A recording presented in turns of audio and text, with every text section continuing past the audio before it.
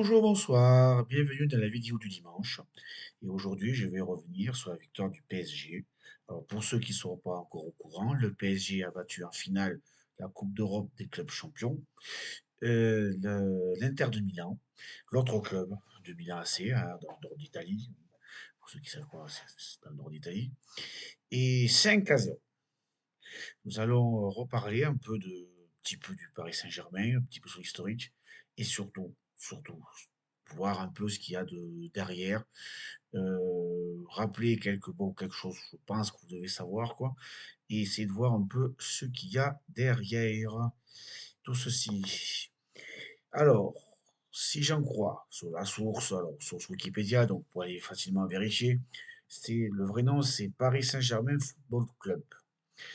Le Paris Saint-Germain Football Club, couramment appelé Paris Saint-Germain ou PSG, est un club français de football, section football du Paris Saint-Germain Omnisport. Ouais, de temps en temps, on entend parler quoi, du club du PSG version basket, je crois, de temps en temps, j'entends parler. Bon, ça ne me branche pas trop, personnellement, ça ne me branche pas trop le basket, mais enfin bon, c'est là qui s'appelait. Le club dispose d'un centre d'entraînement à Poissy, qui a remplacé à partir de 2023 le camp des loges en forêt de Saint-Germain-en-Laye. Il joue au Parc des Princes à Paris, jusqu'à nouvel ordre. Et on verra ce que ça va donner. Je crois qu'ils veulent déménager, quoi. Donc on va voir ce que ça va donner. Si la maire de.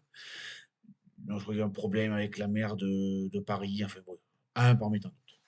Alors, le plus important selon moi, le Paris Saint-Germain voit le jour en 1970 lors de la fusion entre la section football du stade Saint-Germanois, club fondé en 1904, et le Paris FC, club virtuel sans stade ni équipe, créé 18 mois auparavant dans le but de redonner une équipe professionnelle à la capitale après la chute du Racing Club de France et du Stade français.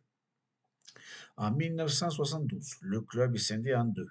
Le Paris FC gardant l'effectif et le stade professionnel ainsi que l'occupation du Parc des Princes, tandis que le Paris Saint-Germain repart avec l'équipe amateur en Division 3, on disait Division 3 à l'époque, et prend leur domicile au stade Georges Lefebvre. 2 ans après, en 1974, le Paris FC est relégué en deuxième division, tandis que le PSG retrouve la première division et le Parc des Princes. Présidé au cours des premières années par des personnalités comme Daniel Echter puis Francis Borelli, le PSG est racheté en 1991 par le diffuseur du championnat à la télévision, Canal+, qui mène le club parisien à un grand succès pendant ses premières années. En 1996, très important à se rappeler, parce que à jamais les premiers à remporter deux Coupes d'Europe. La première Coupe d'Europe pour le PSG, c'est effectivement en 1996, c'est la Coupe d'Europe des vainqueurs de coupe, devenant le second club français à gagner une Coupe d'Europe. Après, c'est en est le premier Marseillais à avoir remporté la Ligue des Champions. En 2006, le PSG est vendu au fonds d'investissement américain Colony Capital, vivant plusieurs saisons compliquées malgré deux coupes nationales remportées. Puis en 2011, très important parce qu'on y reviendra, en 2011, au Qatar Sport Investissement, QSI, la filiale sportive du fonds souverain qatarien Qatar Investment Authority, QIA. L'homme d'affaires et je vais y arriver, l'homme d'affaires et ex-tennisman qatarien Nasser El-Khelaifi, ou Relaifi, devenant le président directeur général du club, QSI investit des moyens financiers très importants, permettant d'acheter des joueurs parmi les plus chers au monde, tels que le Suédois Zlatan Ibrahimovic, le Brésilien Neymar, le Français Kylian Mbappé en 2017 ou encore l'Argentin Lionel Messi en 2021. Le PSG devient alors un club de dimension mondiale. En 2015, le club réalise le premier quadruplé en remportant la Ligue 1, la Coupe de France, la Coupe de la Ligue et le Trophée des Champions. Performance réalisée en 2016, en 2018 et en 2020. Le club de la capitale atteint la finale de la Ligue des champions de l'UEFA, lors de la saison 2019-2020. Alors, comme on sait ce qui s'est passé en 2020, bon. En 2025, le Paris Saint-Germain décroche à la fois l'ensemble des titres nationaux, dont un 13e titre de champion de France, devenant ainsi le club le plus titré de l'Hexagone, devant l'AS Saint-Étienne, 10 titres, ainsi que sa première Ligue des Champions, en s'imposant largement en finale face à l'Inter de Milan, comme vous êtes censé le savoir. Moi, ce qui m'intéresse le plus ici, c'est c'est ce qui se passe derrière. C'est quelques chiffres. Au-delà de l'aspect sportif, au-delà de l'aspect franco-français, quoi. C'est une sorte de soft power qu'on peut parler. D'abord et avant tout du Qatar, qui se donne une vitrine euh, pour...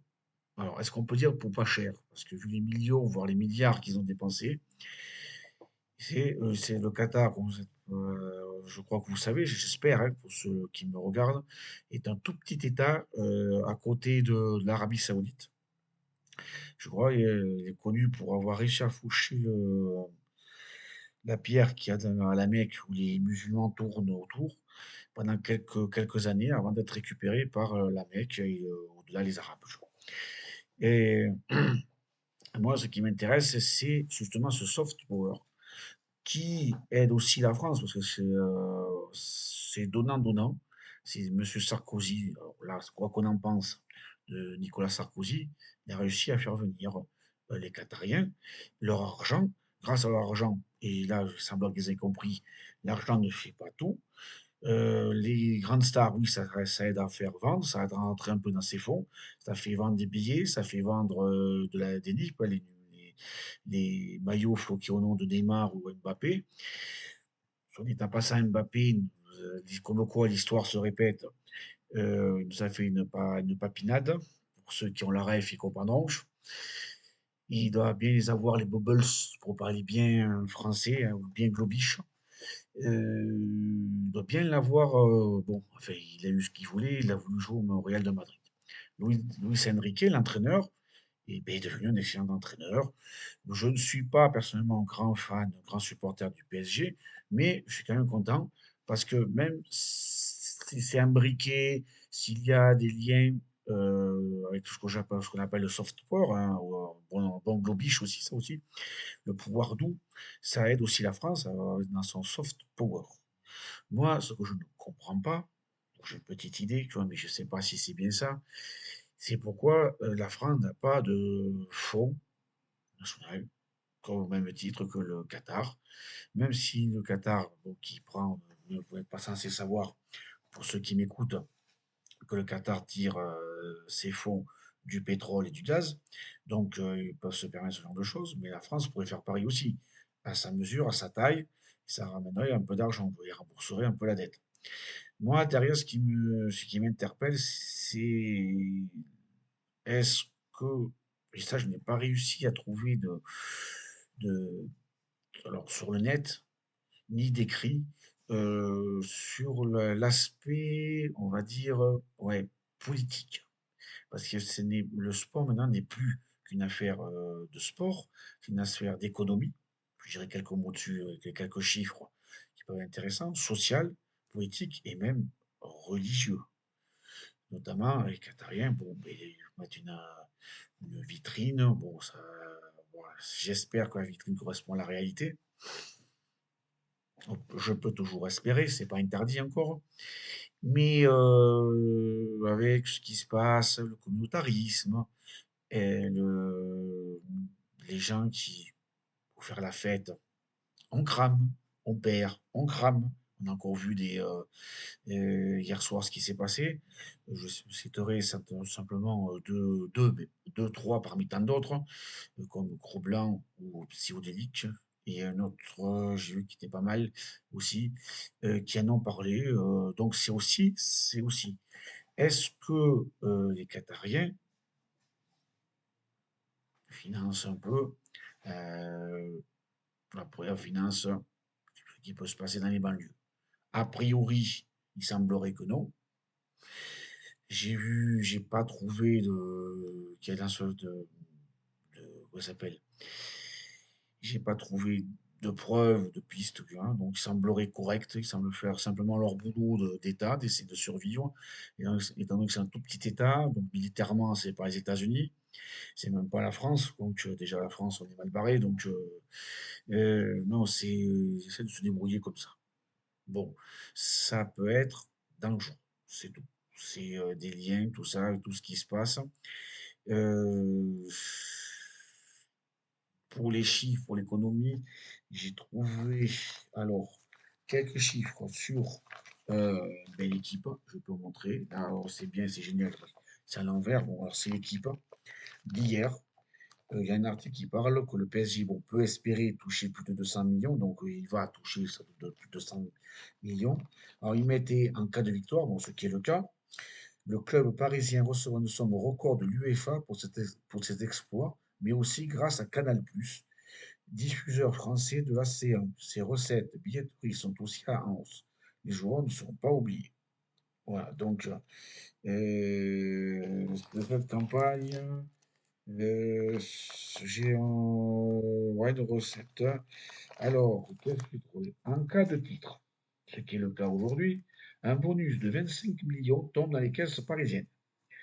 Paris va donc récolter 144 millions 500 000. S'il gagne, bon, ben, c'est le cas. Plus de 4 millions pour se disputer la Super Coupe d'Europe face à Tottenham, le vainqueur de la Ligue Europa. Sans compter les recettes billetterie pour les 8 matchs à guichet fermé au Parc des Princes qui ont rapporté plus de 60 millions d'euros. Les Giants, vous pouvez le compter, plus ce qu'ils ont pu toucher sur billetterie qui a mis, qui ont fait ça sur autre chose. Cette saison s'annonce record, soit une recette globale d'environ 200 millions d'euros pour cette Coupe d'Europe. En attendant, voilà, en attendant la Coupe du Monde des clubs qui pourraient, non, ça reste toujours une hypothèse, si le PSG remporte le 13 juillet prochain, entre 100 et 150 millions d'euros à elle toute seule. Bon, ça, c'est notre sujet. Voilà, ils ont mis, je crois, plus de 10 ans pour avoir la Coupe d'Europe. Alors là, il ne faut pas trop rêver non plus, hein. Rappelez-vous que la première année, c'est le club de Montpellier. Oui, Montpellier qui est tombé cette année en Ligue 2 avec Saint-Étienne, qui ont réussi à ravir le titre de champion de France au club parisien. Alors là aussi, moi j'aime bien Montpellier, je suis un supporter de Montpellier. On peut toujours rêver de revenir là-dessus, ça n'est pas interdit non plus. Mais on a réussi à leur chipper une fois leur, le titre. Et autre chose, outre ces rémunérations, le PSG encaissera aussi des primes de ses sponsors prévues dans les contrats pour un succès en Coupe, non, en Ligue des Champions. Et je vois, on peut supposer, mais alors là, c'est pas parce qu'ils mettent un point d'interrogation, 1 million d'euros par joueur pour le sacre. Oui, c'est ce qu'ils peuvent espérer. Donc, bravo et bravo, jeune Doué, 19 ans, qui a réussi à faire, je crois qu'il a marqué au moins un but, une bonne passe, et à tous les joueurs. Donc oui, c'est bien, c'est très bien. L'argent que ça génère aussi. J'espère, là je travaille en Haute-Savoie, il y a un centre pour le PSG. Donc il semblerait que à travers le monde, ils fassent des centres pour aider les jeunes. Donc il se peut très bien qu'un des jeunes là que je vois jouer à s'entraîner pour devenir un champion. Moi, ce que j'espère, c'est que en sous-main, notamment pour nos banlieues, le club de Paris est devenu un symbole. Pas que Paris, pour tous les clubs, hein, que ce soit l'OM, même Montpellier qui joue à la Mosson, Saint-Étienne, Lyon qui s'y a Dessine et tant d'autres clubs. Ce club qui a des pétrodollars d'un pays étranger, qui potentiellement peut se mêler de nos affaires à nous, notamment dans les banlieues, j'espère qu'ils font des choses bien. J'ai entendu, bon, là aussi on peut toujours rêver, les joueurs ont appelé à pas détruire, à pas casser les véhicules. Mais j'espère qu'ils font pas des magouilles en sous-main, qui n'aident pas les frères musulmans. J'espère qu'ils sont là uniquement pour faire de la politique, parce que là aussi, il faut pas selon le sport, et notamment le football, qui est un sport mondial, est un sport aussi économique que sportif, que social, que politique. Donc, c'est un sujet qui n'est pas abordé. Il semblerait les liens que le Qatar peut avoir avec les banlieues, notamment les banlieues parisiennes, il semblerait que ça soit un sujet tabou. Donc, je n'ai que quelques oui-dire, quelques pistes, quelques indices. Je pense que je referai un autre sujet, mais une autre vidéo que sur ça, quand j'aurai plus de matière à dire. Donc, moi, je ne suis pas supporter du PSG.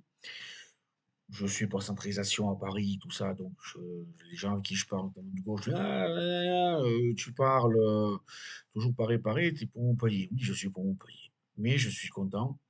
Je ne vais pas faire mon Marseillais, quoi, qui fait la tronche parce que Paris a gagné. Non, moi, je suis content. C'est un club français, certes, avec l'argent d'un pays étranger, le Qatar, qu'on pourrait très bien appeler le Qatar Saint-Germain.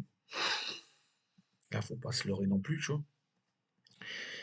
C'est une vitrine pour le Qatar. J'espère qu'ils sont corrects. Pour l'instant, ce sont que quelques supputations. Je me répète à nouveau. Je vais faire quelques recherches dessus, me renseigner pour être plus précis que ce que je fais. Donc, le PSG ou le Qatar SG, bravo. Et pour ceux qui m'ont écouté jusqu'ici, n'hésitez pas à un pouce. Et bonne semaine et à la semaine prochaine. Au revoir.